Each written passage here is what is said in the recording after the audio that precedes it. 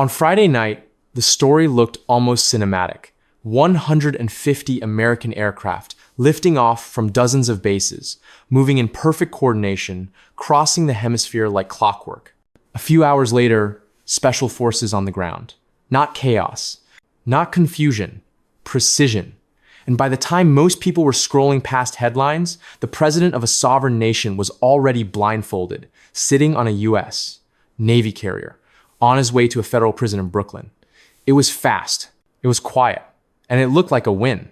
The kind of operation politicians love because it fits neatly into a press release.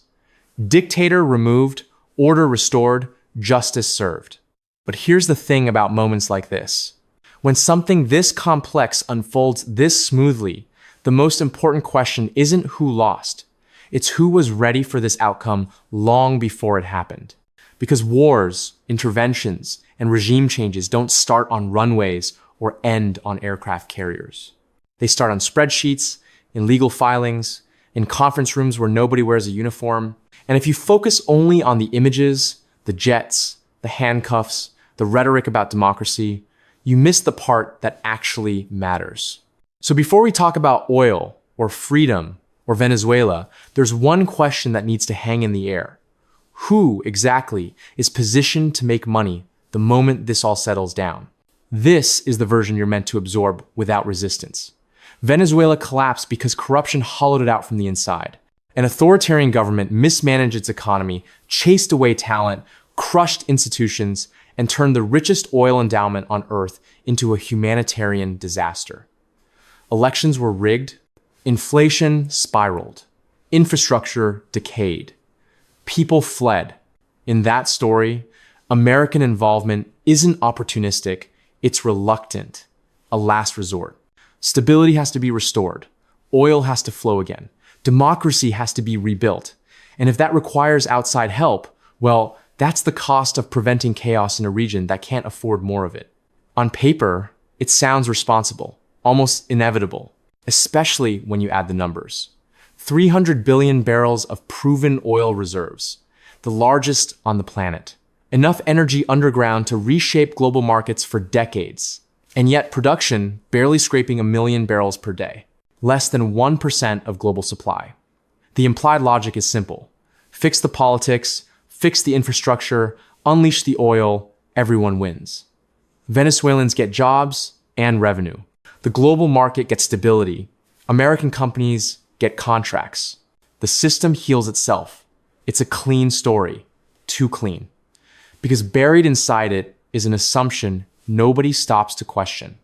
If this opportunity is so obvious, if the upside is so enormous, why did the companies with the most experience, the deepest expertise, and the clearest view of the risks quietly say no when asked if they wanted to come back? When the people best positioned to profit hesitate, it's usually not because they're missing something. It's because they see something others don't. The problem with Venezuelan oil has never been quantity. It's quality, chemistry, and cost. Most of it sits in the Orinoco Belt, a massive reserve of heavy, sour crude that's thick, sulfur-rich, and stubborn. You don't just drill a hole and watch money come rushing out. You need specialized equipment, constant maintenance, upgrading facilities, and engineers who know how to coax something barely liquid into something refineries can actually use. Decades ago, American and European oil companies had that system down to a science. They brought not just capital, but operational knowledge, supply chains, and institutional memory. And then, slowly, that entire ecosystem disappeared. When production collapsed, the assumption was incompetence alone, corruption alone, politics alone. Those things mattered, but they weren't the full explanation. The real loss was knowledge. When the companies left, the expertise left with them. Heavy crew doesn't forgive mistakes, and Venezuela kept making them at scale. That's why this moment should feel strange. If oil really were the prize, the rush back should have been immediate, but it wasn't. ExxonMobil declined. ConocoPhillips declined. Others didn't even bother pretending to consider it. Chevron stayed, largely because it already had sunk exposure and nothing to gain by leaving. In business, that kind of silence is telling. When assets sit idle, while prices are low and demand is stable, it usually means the risk isn't geological. It's legal, it's political, and more importantly, it's historical. Because Venezuela's oil industry isn't just broken, it's haunted by unresolved debts and decisions that never went away. To understand why those companies never came back, you have to rewind to the part of the story that never makes the headlines. In the 1,970 seconds, Venezuela nationalized its oil industry and created PDVSA. It wasn't a cartoon villain move. The foreign companies were compensated, just not generously. Roughly $1 billion for assets worth several times that. Painful, but legal under international law. Venezuela owned what was under its soil, and the courts agreed. The damage wasn't just financial, it was psychological. Trust cracked. Still, business continued. Then came the second wave. When Hugo Chavez took power, nationalization returned, this time without the pretense of compromise.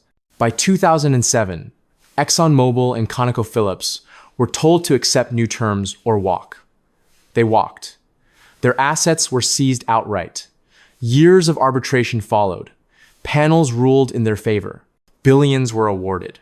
And none of it was paid. Not because the rulings were wrong, but because sanctions, bankruptcy, and politics made payment impossible. On paper, those companies were owed real money. In reality, they were holding claims they couldn't collect.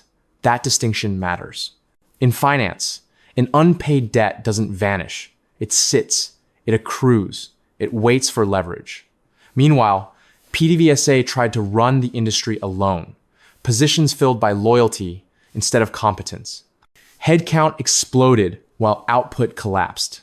By the mid-2010 seconds, Venezuela had more than twice as many employees producing a fraction of the oil. The narrative became one of incompetence and decay, but underneath it was something colder. An industry hollowed out not just by mismanagement, but by unresolved legal ghosts.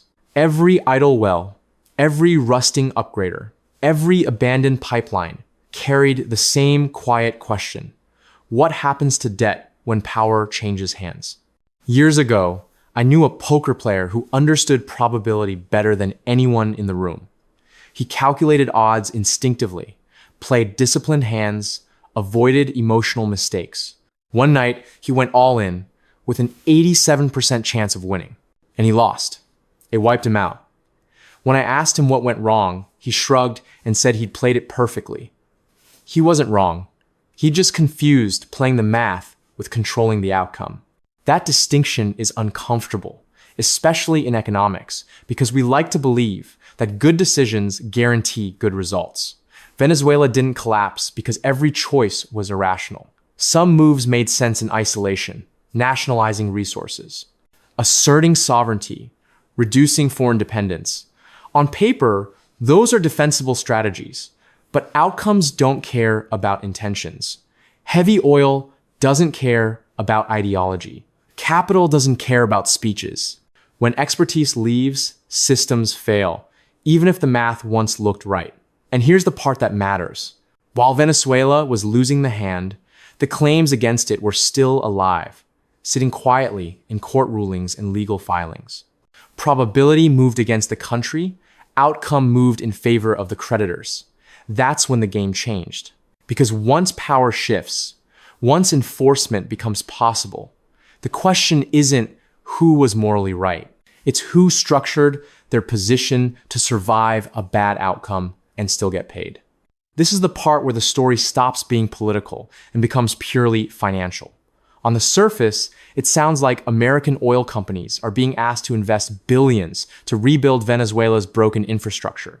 Pipelines, upgraders, ports, the unglamorous stuff that takes years before it generates $1 of profit. And that framing is important because investment sounds noble, risky, productive. But here's what quietly changes the math. Those companies aren't walking in empty-handed. They're walking in with arbitration awards, senior legal claims, debts that were never paid and never forgotten. In finance, a claim you can't collect is a problem. A claim you can convert is an opportunity.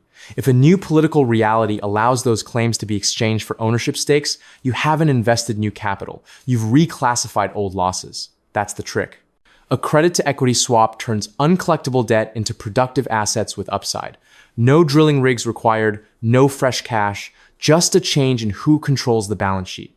And here's the part nobody likes to say out loud. While that conversion happens on paper, the expensive work still has to be done. Security, stabilization, rebuilding institutions, maintaining order. Those costs don't sit on corporate books. They land on public ledgers, on taxpayer money. This is why the operational logic feels strange, but the financial logic feels elegant, almost beautiful in a cold way. The companies get made whole without taking new risk. The state absorbs the uncertainty. And by the time oil eventually flows, the ownership structure is already locked in. At that point, the story isn't about whether Venezuela succeeds. It's about who gets paid first when it does. This is where the story quietly shifts away from boardrooms and back toward people who never agreed to be part of the deal. When military operations end and press conferences move on, the real expenses begin to surface. Stabilization isn't free. Securing ports, protecting infrastructure, training forces, maintaining basic services, rebuilding systems that don't generate profit for years, if ever. All of it costs real money. And that money doesn't come from oil companies' balance sheets. It comes from public budgets, from taxpayers who will never see a line item labeled Venezuela restructuring, but will feel it spread across foreign aid, defense support, diplomatic funding, and emergency appropriations. On the other side, Venezuelans are told to celebrate the end of authoritarian rule, and they should. But celebration doesn't erase obligations. Equity stakes come with guarantees. Contracts come with priority claims. Revenue, when it finally appears, flows first to those who structured the deal, then to foreign creditors, then maybe, eventually, to reconstruction and social recovery. Debt doesn't disappear when governments change. It follows the country. This is the part that rarely makes it into speeches. The people paying the highest price don't sit at negotiating tables. They don't approve term sheets. They inherit outcomes. And once the money starts moving, reversing it becomes politically and legally impossible. By then, the narrative has already done its job. The intervention is old news. The incentives are locked in. And everyone involved understands the same quiet truth.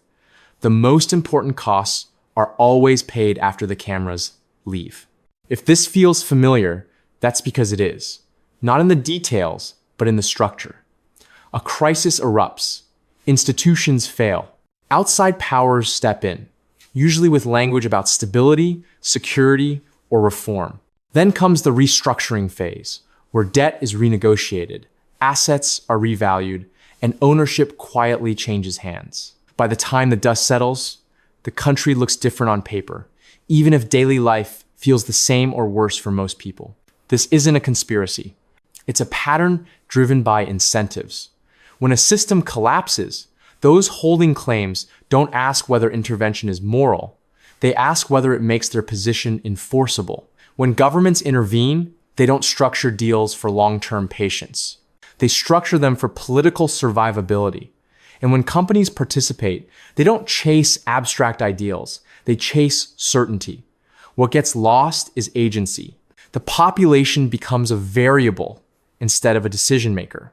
Austerity gets framed as discipline. Asset sales get framed as reform. Years later, economists write careful papers explaining why resource-rich countries stayed poor despite everything going for them. They cite corruption, weak institutions, cultural factors, all of that matters.